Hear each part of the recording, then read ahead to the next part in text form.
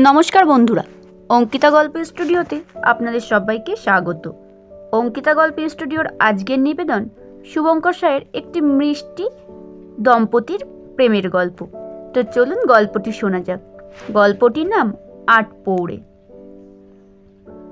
রান্নাঘর থেকে আচমকা বিন্তির "ও মা গো, মরে গেলুম গো" শব্দটা কানে আসা মাত্র সুদীপ "কি হয়েছে?" বলে হাঁক দিয়ে সোজা রান্নাঘরের দিকে ছুটে গেল। গিয়ে দেখি বিন্তি তার ডান হাতের আঙুলগুলো চেপে ধরে যন্ত্রণায় ছটফট করছে। সুদীপ তাই দেখে "কি হয়েছে কি দেখি?" বলে বিন্তির ডান হাতের ওপর থেকে বাম হাতটা সরিয়ে দেখে আঙুলের নিচটা লাল ডগডগ করছে। জ্বলন্ত উনুনে মাছের কড়াইয়ে মাছের ফুটন্ত তেল দেখে সুদীপের বুঝতে আর দেরি হলো না যে মাছের তেল ছিটকে এসে পড়েছে তার হাতে। তাই সে সঙ্গে সঙ্গে ছুটে গিয়ে ফ্রিজ থেকে বরফ এনে হাতের ওপর ঘষে দিতে দিতে বিন্তিকে বলল, "কতবার বলেছি কাঠের উনুনে মাছ রান্না না করতে, শুনলে হয় একবারও আমার কথা?" বিন্তি খানিক ব্যথাতুর গলা সুদীপকে জানালো, "রোজই তো এই উনুনেই মাছ ভাজি, আগে তো কোনোদিনও হয়নি।" সুদীপ বিন্তির হাতের ওপর থেকে বরফের টুকরোটা সরিয়ে দেখে যে লাল ডগডগে হয়ে যাওয়া জায়গাটা ক্রমে কালো হতে আরম্ভ করেছে। আর তাই দেখে, "নাও, ফসকা পড়ে গেল তো, আমার কোনো কথা শুনতে নেই বলো?" মাছের কড়াইয়ে মাছগুলোর একদিক বোধহয় ভাজা হয়ে গিয়েছিল, তাই বিন্তি সুদীপকে বলল, "সরো দেখি, মাছটা না হলে পুড়ে ছাই হয়ে যাবে।" "থাক, তুমি ঘরে গিয়ে ওষুধের বাক্সটা একটা মলম আছে, ওটা লাগিয়ে নাও, আমি দেখছি এদিকটা।" "পারবে না তুমি, এটা তোমার কাজ না।" "যেটা বলছি আগে শোনো।" বলে সে বিন্তিকে ঘরের মধ্যে জোরপূর্বক পাঠিয়ে দিল। বেশ কিছুক্ষণ পর বিন্তি মলমটা হাতে লাগিয়ে রান্নাঘরে দেখতে এলো সুদীপ কি করছে। এসে দেখে তার মাছ ভাজা কমপ্লিট। "বাব্বা, ভালোই তো মাছ ভাজতে জানো দেখছি। এই গুণটা আছে বলে তো জানতাম না।" "ওষুধটা লাগিয়েছ?" "হ্যাঁ।" "জ্বালা করছে না কি আর?" "কমেছে অনেকটা।" "যাও, তোমায় আজ আর এখানে কিছু করতে হবে না, আমি যেমন পারবো করে রেখে তারপর দোকানে যাব।" সুদীপ বিন্দিকে আর রান্নাঘরের কাছে তখনের মতো ঘেঁষতে দিল না। বিন্তির এইটা বড় ভালো লাগে যে সুদীপ তাকে এতটা কেয়ার করে, যত্ন নেয় তার। এই তো কদিন আগের কথা। বিন্তি জানে যে মাসের শেষ, সুদীপের হাতে টাকা নেই এখন, তাই তার নিত্য প্রয়োজনীয় কয়েকটা জিনিস আনতে সে আর সুদীপকে বলেনি। কিন্তু সুদীপ নিজেই মনে করে তার কপালের টিপ, পায়ের আলতা, তার ব্যবহার করা সাবান, শ্যাম্পু, এমনকি মাসের প্রথমে বলেছিল দুটো ব্লাউজ লাগবে তার, সেটাও সে এনে দিয়েছে। বিন্তি তাকে জিজ্ঞেস করলে বলে, "আমার থেকে তো আর নিজের মুখে কোনোদিনই সেভাবে কিছু চাও না, আর এইটুকুও যদি নিজে থেকে বুঝে দিতে না পারি তোমায়, তাহলে আর কেমনে তোমায় ভালোবাসি বলো তো? আমার এত কিছুর প্রয়োজন নেই, তোমার যত্নগুলোই আমার কাছে পরম পাওয়া।" সেদিন দুপুরে দোকান বন্ধ করে ফিরে আসার পর বিন্তি দরজাটা খুলে দিতেই সুদীপ তাকে জিজ্ঞাসা করলো, "কি গো, খেয়েছো তুমি? রান্না কেমন হয়েছে বলো?" "তোমার হাতের রান্না একসাথে খাবো বলে অপেক্ষা করে আছি।" "এখনো খাওনি তুমি? কটা বাজে খেয়াল আছে?" "সে যটা বাজে বাজুক, তাড়াতাড়ি হাত মুখ ধুয়ে এসো, আমি খাবার বাড়ছি দুজনের।" বিন্তি এই রকমই, আজকালকার আধুনিক মেয়েদের মতো সে না। সে প্রতিদিন স্বামীর জন্য অপেক্ষা করে একসাথে বসে খাবার খাওয়ার জন্য। না করলেও হয়তো কিছুই যায় না। তাও সুদীপের হাত মুখ ধোয়া হলে পর বিন্তি রান্নাঘর থেকে খাবার আনতে আনতে তাকে দেখে বলল, "ওই যে ওই চেয়ারের ওপর গামছাটা রেখেছি, ওটাতে হাত মুখ মুছে নাও।" সুদীপের আবার এক বদ অভ্যাস আছে, সে বিন্তির ব্যবহার করা গামছাটা ছাড়া নিজের মুখ মুছবে না। তাই সে জিজ্ঞেস করলো বিন্তিকে, তোমারটা কই? আমারটা? ওই তো, আমারটা রোদে মেলেছি। সুদীপ বাইরে বারান্দায় গিয়ে বিন্তির রোদে মেলা গামছাতে নিজের হাত মুখ ভালো করে মুছে আসলে পর বিন্তি জানতে চাইল, আচ্ছা আমায় গামছাটা কি আছে গো, যে রোজ ওটাতে তোমার মুখ মুছতে হবে? তোমার শরীরের গন্ধ আছে, সারাদিন তো পাই না। হয়েছে, যাও এবার এসো, খেতে এসো। খেতে বসে বিন্তির খাবার থালাতে সাজানো শেষ হলে পর সুদীপ প্রশ্ন করল, মাছের ঝালটা একটু বেশি ঝাল পড়ে গেছে মনে হচ্ছে, তোমার আঙুল জ্বালা করবে না তো? তাহলে খাইয়ে দাও আমায়। সুদীপ এই সুযোগেরই অপেক্ষায় ছিল, যদি বিন্তি একবার বলে। আর বিন্তিও এই সুযোগটারই অপেক্ষা করছিল, যে সে জানে সুদীপকে বললে সে না করবে না। সুদীপ নিজে না খেয়ে বিন্তিকে আগে খাইয়ে দিতে লাগলো। সুদীপ জানে যে বিন্তি ভাতের সাথে কোনো কিছু মাখিয়ে খেতে পছন্দ করে না, তাই সে একটু করে মাছ, একটু করে আলু আর ভাত তার মুখে তুলে দিলে পর সে মাছটা খেয়েই বলল, কাতলা মাছটা আমিও এত ভালো রান্না করতে পারতাম না, ভাগ্যিস হাতে তেলটা ছিটকে পড়েছিল। আবার খেতে খেতে কথা বলে, তোমার এমনিতে বিষম খাওয়ার দোষ। সুদীপ এক গাল করে ভাত বিন্তিকে খাইয়ে দিতে লাগলো, আর বিন্তি আবেগ ভরা চোখে খেতে খেতে সুদীপের দিকে চেয়ে রইল। খাওয়া দাওয়া শেষে দুপুরে বিন্তি সুদীপের বুকের কাছে শুয়ে বেশ আদুরে গলায় বলল, কতদিন সিনেমা দেখি না বলো, সেই কবে বিয়ের আগে লুকিয়ে সিনেমা হলে সাথী দেখতে গিয়েছিলাম। সুদীপ বিন্তির কপালের চুলগুলোর ওপর আঁকিবুকি কাটতে কাটতে বলল, ঠিক, তা যাবে একদিন? এখন দেখতে ইচ্ছে করছে খুব। এখন দেখবে? ঘরে তো টিভিও নেই যে। সুদীপ সদ্য ফ্রিজ নিয়েছে। বিন্তিকে বিয়ের সময় তো ওর ঘরটাও পাকা ছিল না। বিন্তির মা বাবার তাই ভীষণ আপত্তি ছিল সুদীপের সাথে বিন্তির বিয়ে না দেওয়ার। ছেলের কিছুই নেই, সামান্য একটা দোকান, কি করে মেয়েকে ভালো রাখবে, এই সব নানা চিন্তায় বিয়েতে তারা অমত প্রকাশ করেছিল। কিন্তু বিন্তি সুদীপকেই বিয়ে করবে এমনটা জেদ ধরেছিল বলেই সুদীপের সাথে তার বিয়েটা হয়েছে। বিন্তির একটু সিনেমা, সিরিয়াল এসব দেখতে ভালো লাগে। সুদীপ জানে সবই, সে চেষ্টাও করছে পরের মাসে টিভিটা নিয়ে নিতে, যাতে বিন্তির ঘরে একলার সময়টা নিজের মতো করে কাটে। ওদিকে বিন্তি এসব কিছু সুদীপকে কখনোই বুঝতে দেয় না। আর সেই মুহূর্তে যাতে সুদীপের খারাপ না লাগে, তাই সে বিছানা থেকে উঠে গিয়ে সুদীপের পকেট থেকে ফোনটা এনে সুদীপকে ফোনটা দেখিয়ে বলল, আজ এইটাতেই হবে আমাদের সিনেমার পর্দা, আর এই ঘরটা সিনেমা হল, আমরা দুজনে মিলে আর সিনেমা দেখব, বেশ হবে ব্যাপারটা, তাই না বলো?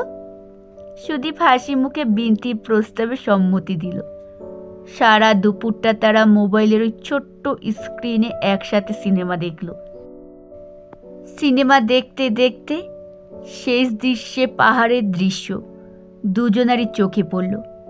তাই দেখে প্রথম সুদীপই বলে উঠল, তোমার কতদিনের শখ পাহাড়ে যাওয়ার, কবে যে তোমার স্বপ্ন পূরণ করতে পারবো আমি? সে না হয় যাওয়া যাবে, কিন্তু আজ কোথাও একটা ঘুরতে গেলে হয় না? আজ যাবে? দেখি আর তর্স হয়েছে না, মনটা একটু ঘুরুঘুরু করতে চাইছে, কিন্তু তোমার তো আবার দোকান খোলার আছে। বিকেলে ঘুম থেকে বিন্তি উঠতেই সুদীপ তার মুখের সামনে তার প্রিয় নীল রঙের সালোয়ারটা নিয়ে হাজির।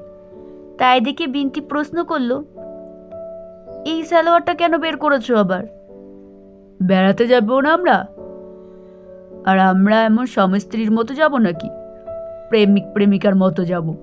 তুমি এই সালোয়ারটা পরবে আর আমি এই শার্ট প্যান্টটা, মানাবে না দুজনকে?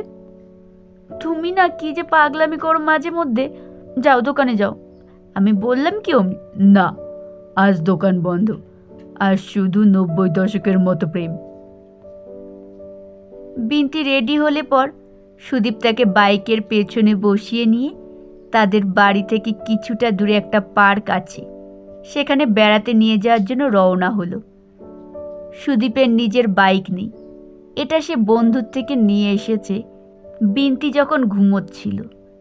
তাই বিন্তি বাইকে বসে তাকে বলল, আবার অন্তুর বাইকটা আনার কী দরকার ছিল তোমার? আমরা তো টোটোতেই চলে যেতাম। নিজের বউকে নিজের বাইকের পেছনে বসিয়ে ঘোরানোর আনন্দটাই আলাদা। নিজের তো আর বাইক হলো না, তাই অন্তুরটা চেয়ে আনতে হলো।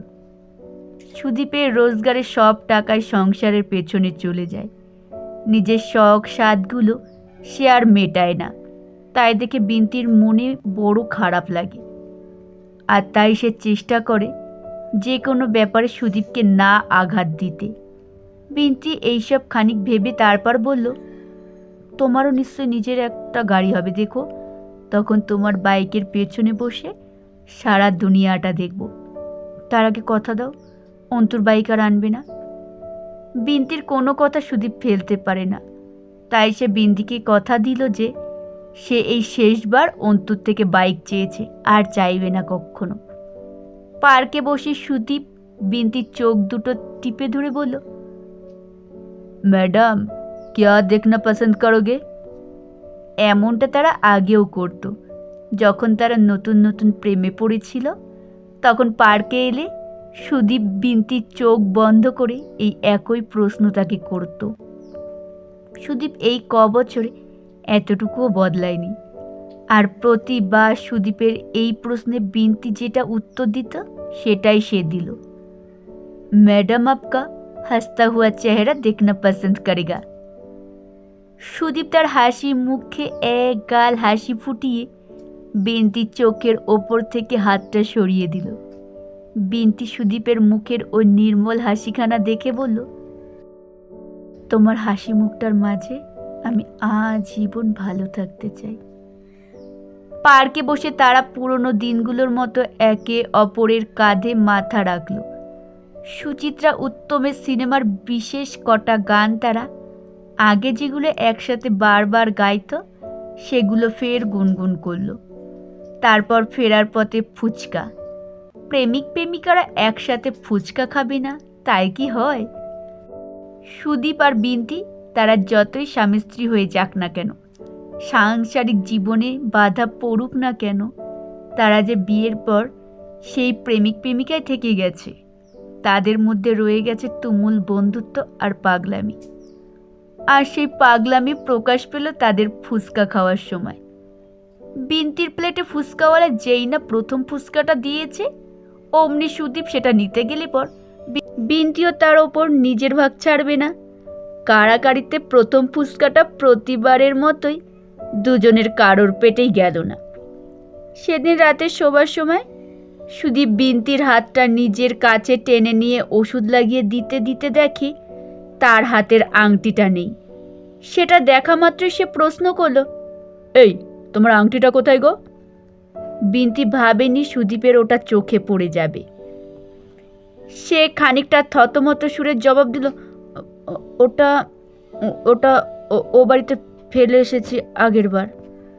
সুদীপ বুঝল বিন্তি মিথ্যে বলছে, তাই সে বিন্তির চোখের দিকে তাকিয়ে বলল, আমার চোখের দিকে চেয়ে এই কথাটা বলো। বিন্তি সুদীপের চোখের দিকে তাকিয়ে মিথ্যে বলতে পারে না। এর আগেও বহুবার হয়েছে এটা। তাদের বিয়ের আগে সুদীপ বিন্তিকে তার চোখের দিকে চেয়ে জিজ্ঞেস করেছিল, তোমার মা বাবা এই বিয়েতে রাজি নেই, তাই না? বিন্তি তাকে মিথ্যে করে বানিয়ে বলতে না পেরে জানিয়ে দিয়েছিল, তোমাকে ভালোবেসেছি আমি, প্রয়োজনে পৃথিবী শুদ্ধ বিরোধিতা করলেও আমি তোমাকেই চাইব শেষ নিঃশ্বাস অবধি। বিন্তি তখন সুদীপকে মিথ্যেটা বলতে পারল না। সে জানালো, তোমার জন্য একটা বাইক দেখতে বলেছিলাম ভাইকে, ও বলেছে 20,000-এর মতো হলে মোটামুটি একটা বাইক হয়ে যাবে, তাই। বিন্তির মুখে এই কথাটা শুনে সুদীপ সঙ্গে সঙ্গে, কি যে পাগলামি করো না তুমি, আমি তোমায় বলেছি আমার বাইক লাগবে এখন, এমন করলে তো আমি নিজের কাছে ছোট হয়ে যাব। নিজের মানুষের থেকে কিছু নিলে বুঝি ছোট হয়ে যাওয়া হয়? তাহলে এই যে তুমি আমার জন্য শাড়ি, টিপের পাতা, আমার প্রয়োজনের থেকেও বেশি কিছু আমার জন্য এনে দাও, তাহলে তো আমায় তুমি ছোট করছো। আরে না, ব্যাপারটা তা নয়, এটা আমার দায়িত্ব তোমাকে ভালো রাখার। তাহলে আমারও দায়িত্ব নেই বুঝি তোমায় কিছুটা সুখ কিনে দেওয়ার? ভালোবাসি তোমায় সুদীপ, তোমার ভালোতে বাস করতে চাই শুধু। সুদীপের মুখ দিয়ে বিন্তির জন্য আর একটা কথাও প্রকাশ পেল না। সে বিন্তিকে বুকে জড়িয়ে ধরে আবেগ ভরা গলায় বলে উঠল, কেন এত ভালোবাসো আমায় বলো তো? আমি যে দিন দিন তোমার কাছে আরো বেশি ঋণী হয়ে পড়ছি। ঋণী তো তুমি আমায় করেছ, নিজের স্বপ্নগুলোকে সব নীরবে বিসর্জন দিয়ে শুধু আমায় ভালো রাখার জন্য দিন রাত পরিশ্রম করে চলেছ। কেন, আমি কি কোনোদিন বলেছি এ কথা যে আমি ভালো নেই তোমার সাথে? বলনি, কিন্তু আমায় যে তোমায় ভরিয়ে দিতে ইচ্ছে করে খুব। তোমায় পৃথিবীর সব সুখ এনে দিতে মন চায় আমারও। বিন্তি তখন সুদীপের গাল দুটো তার আদুরে হাত দিয়ে ধরে খুব মিষ্টি করে একটা কথা বলল তাকে, যা সুদীপের হয়তো জীবনে কখনো ভুলতে পারবে না। কি জানো তো সুদীপ, কেউ কাউকে পুরোপুরি ভরিয়ে দিতে পারে না, যতক্ষণ না অপর দিকের মানুষটা তার কাছের মানুষটার কাছে নিজেকে পরিপূর্ণ বলে মনে করে। আমি সত্যি বলছি, আমি তোমায় পেয়ে পরিপূর্ণ হয়েছি এ জীবনে। কথাটা শেষ করে সুদীপের দুই চোখের ওপর বিন্তি আদর মাখানো চুম্বন করল। সুদীপ চোখ বন্ধ অবস্থায় ঈশ্বরকে শুধু তখন এটাই জানালো যে এই মানুষটাকেই যেন সে প্রতিটা জন্মে তার জীবন সঙ্গিনী হিসেবে পায়, তার আর কিচ্ছু চাই না।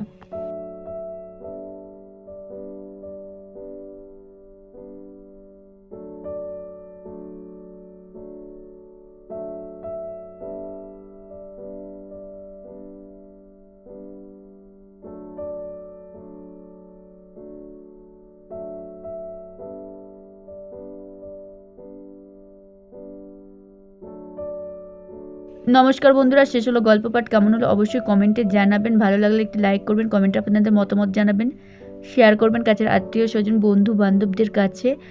আর আশেপাশের সাউন্ডগুলোকে একটু অগ্রাহ্য করে গল্পটিতে মনোযোগ দিন, আশা করছি ভালো লাগবে। আর আপনার একটি লাইক, একটি কমেন্ট ও একটি শেয়ার আমাকে আর বহু মানুষের কাছে পৌঁছতে সাহায্য করবে এবং ভবিষ্যতে আরও সুন্দর সুন্দর গল্প আপনাদের কাছে নিয়ে আসার জন্য আমাকে উৎসাহিত করবে।